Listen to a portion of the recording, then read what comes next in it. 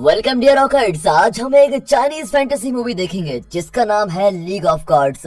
तो मूवी की शुरुआत किंग जो के शासनकाल में होती है। एक दिन उसका एक अधिकारी उसके बेडरूम में आ जाता है। इस बात से चिढ़कर जो की रखेल, जिसका नाम डाजी है, वो अपने खतरनाक शिकंजे उस पर छोड़ती है और उसको मार डालती है।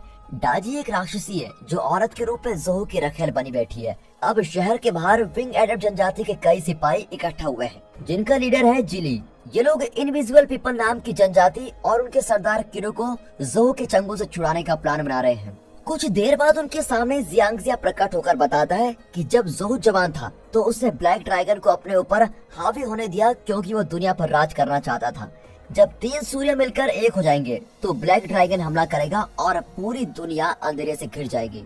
शहर में जोहू और डाजी जश्न मना रहे होते हैं। वे इनविजिबल पीपल के सरदार किरो पर कई सितम ढाते हैं और उसको जोहू की भविष्यवाणी दिखाने पर मजबूर करते हैं। अब किरो अपनी आंखों से जोहू का भविष्य दिखाता है जिसमें जोहू जिंदगी की भीख मांगता है और आखिर में मिट जाता है। जोहू का अपना भविष्य मंजूर नहीं होता और गुस्से में आकर वो अपने गार्ड्स को हुक्म देता है कि किरो की आंखें निकाल दो। इसी बीच विंग एडेप्ट के सिपाही कारागार में घुस जाते हैं जहां इनविजिबल पीपल को रखा गया है। वहां के गार्ड से लड़कर वे अंदर पहुंचते हैं। लोहे की सलाखें तोड़ने के लिए जिली को मजबूरन अपने पावर्स यूज करने पड़ते हैं। हालांकि उसको वार्न किया जाता है कि शहर के अंदर वो अपने पावर्स का इस्तेमाल न करे।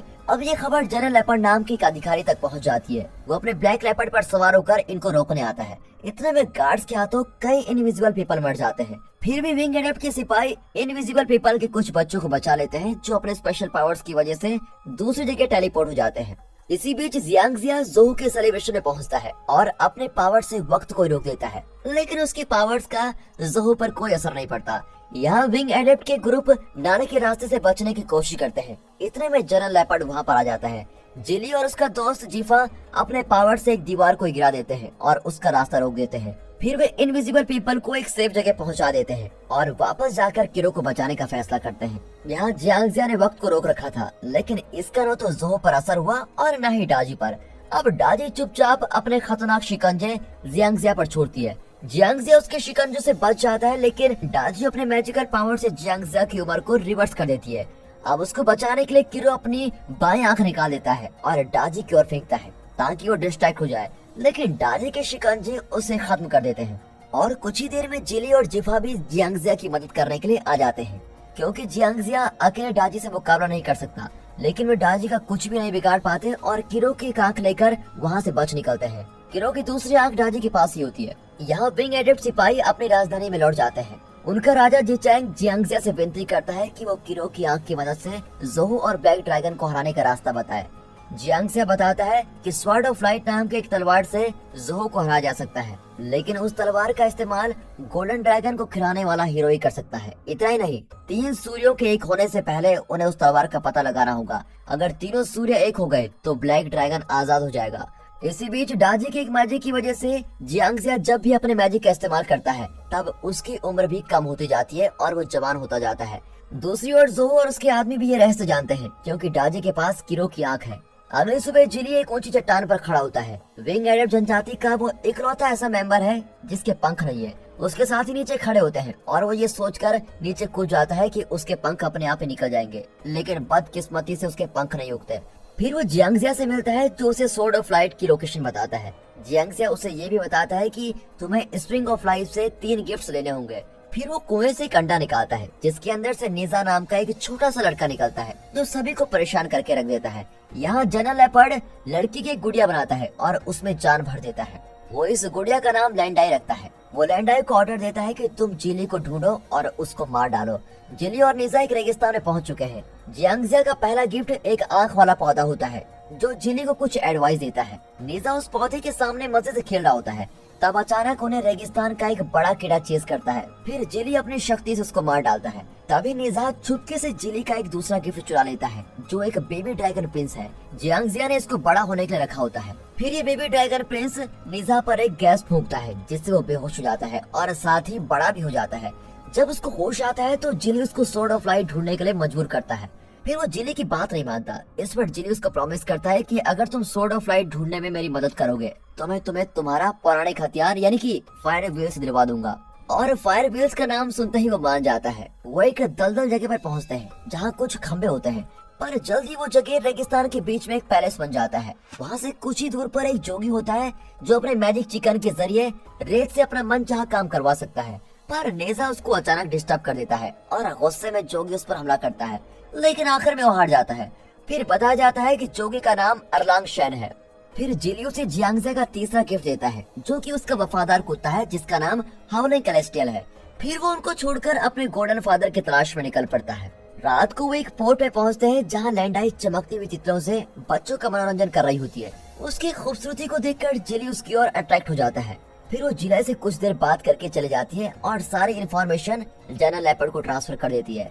अब जेली की मुलाकात एक जादूगरनी से होती है जिसका नाम टाई जेंडर है। वो जेली के सपनों के जरिए उसके दिमाग में चल रही सारी बातें जान लेती है। जब पौधा उसे उठाता है तो वो उस शिल्प कीर्ति को चुराने की कोशिश करता है जिसे वे शिप की तरह इस्तेमाल करके इस पोर्ट से बच सकते हैं। अचानक लैंडाई की मेमोरी खाली हो जाती है क्योंकि उसने अपनी सारी मेमोरी जनरल लेपर्ड को ट्रांसफर कर दी है।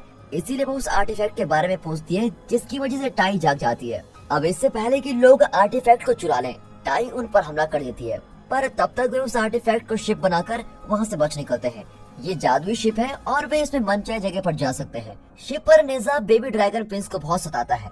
अब तंग आकर वो दोबारा नेजा पर अपनी गैस छोड़ देता है। इस बार भी वो बेहोश हो जाता है और पहले जैसा बच्चा बन जाता है। तब लैंडाई जेली को बताती है कि वो सोर्ड ऑफ लाइट के बारे में जानती है क्योंकि वो जिलाई का मिस रीडिंग कर चुकी है।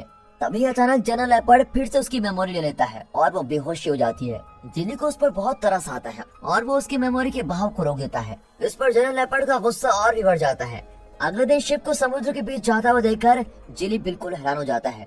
पौधा बताता है कि बेबी ड्रैगन प्रिंस ने शिप को अपने कंट्रोल में ले लिया है और वो इसे अपने पिता के राज्य की ओर लेके जा रहा है। अब ड्रैगन प्रिंस गाना शुरू कर देता है और उसका गाना सुनकर उसका पिता ड्रैगन किंग अपने बड़े मास्टर को हुक्म देता है कि वो नेजा और ड्रैगन प्रिंस को वापस ले आए। जिली नेजा की कोई मदद नहीं कर सकता क्योंकि उसने खुद ये मुसीबत मोल ली थी। अब ड्रैगन किंग के पैलेस में पहुंचकर निजा कहता है कि मुझे मेरा फायर व्हील्स दे दो। इस पर ड्रैगन किंग के गार्ड्स उस पर हमला कर देते हैं, लेकिन वो गार्ड्स पर पेशाब कर देता है और उन पर गैस छोड़कर उनको हरा देता है। और फिर अपनी हार मारकर ड्रैगन किंग उसके आगे सेंटर हो जाता है और उसे फायर व्हील्स दे देता है। बदले में वो ड्रैगन किंग को बेबी प्रिंस लौटा देता है। अब फायर व्हील्स की मदद से नेजा बड़ा हो जाता है और शिप की ओर उड़ जाता है। शिप जेली के पुराने टूटे फूटे घर की ओर उड़ता है। तब बताया जाता है कि जेली के पिता को जोहो की सेना ने मार डाला था और उन लोगों ने विंग एडेप्ट के लगभग सभी लोगों को वहाँ से निकाल दिया था। जेली के पिता के पंख भी तोड़ दिए गए थे। बाद में जेली सोर्ड ऑफ लाइट का पता लगा लेता है जो कि एक फ्लोटिंग आइलैंड पर है। अब तेजी से हवा चलते हुए रिंग्स उसकी सुरक्षा कर रहे होते हैं। तभी अचानक जनरल लेपर्ड अपनी आर्मी के साथ वहाँ उड़कर आता है और सोर्ड ऑफ लाइट को चुराने की कोशिश करता है। आखिर वो जेली को हरा ही देता है और उसकी जान बचाने के लिए लैंडाई रिंग्स के बीच जाकर सोर्ड ऑफ लाइट ले आती है, लेकिन इससे रिंग्स टूट जाते हैं और वहाँ पर एक बड़ा एक्सप्लोजन होता है जिसकी वजह से जनरल लेपर्ड और उसकी आर्मी को वहाँ से जाना पड़ता है। अब इस मुश्किल सिचुएशन में जेली के पंख भी निकल आते हैं और वो लैंडाई को लेकर उड़ जाता है ताकि मरने से पहले वो सनसेट देख सके। अब लैंडाई लड़की की पुत्री बन जाती है। जिलाई उसे आइलैंड पर छोड़ देता है और सोर्ड ऑफ लाइट लेकर चला जाता है। वो देखता है कि 3 सूरज एक होने वाले हैं, इसीलिए वो तुरंत नेजा और एरलांग शैन को लेकर अपनी राजधानी पहुंच जाता है। एरलांग शैन को अपना गोल्डन फादर भी मिल चुका है। अब ये राजधानी जोहू के कब्जे में आ चुकी है। जियांगजिया को शहर की सुरक्षा करने में बड़ी दिक्कत आती है क्योंकि उम्र रिवर्स होने की वजह से वो सब कुछ भूल भी रहा है। डाजी अपनी मैजिक पावर से जनरल लेपर्ड को ठीक करने की कोशिश करती है, लेकिन वो एक खतरनाक मॉन्स्टर बन जाता है। अब ये 3 हीरो सोर्ड ऑफ लाइट लेकर आते हैं। वे देखते हैं कि जियांगजिया अब एक जवान लड़का बन गया है। फिर वे जनरल लेपर्ड से खूब लड़ते हैं। लड़ाई के दौरान जनरल लेपर्ड जीचैंग को मार डालता है और इस वजह से जियांगजिया को प्रोटेक्ट करने वाला कोई नहीं होता और मौका पाकर डाजी जियांगजिया पर अपने शिकंजे फेंकती है। मरने की हालत में भी जीचैंग जिफा को अपना वारिस बताता है और उसे तलवार सौंपता है। वो तुरंत स्प्रिंग ऑफ लाइफ जाकर अंदर कूद जाता है जिससे तलवार की शक्ति बढ़ जाएगी। इसी बीच बाकी लोग मास्टर को डिस्ट्रैक्ट करने में लगे होते हैं। अब जिफा गोल्डन ड्रैगन बनकर आता है और शक्तियों से भरी तलवार से गोल्डन लेपर्ड को मार डालता है। अंत में जिफा अपनी आर्मी के साथ अपना किला भी उड़ा देता है और जोहो के राज्य पर हमला कर देता है। जोहो ब्लैक ड्रैगन का रूप लेकर हीरोज के अटैक का इंतजार कर रहा होता है। तभी दिखाते हैं कि बेबी जियांगजिया उनके कब्जे में है। और दोस्तों, इसी के साथ ये मूवी यहाँ पर खत्म होती है।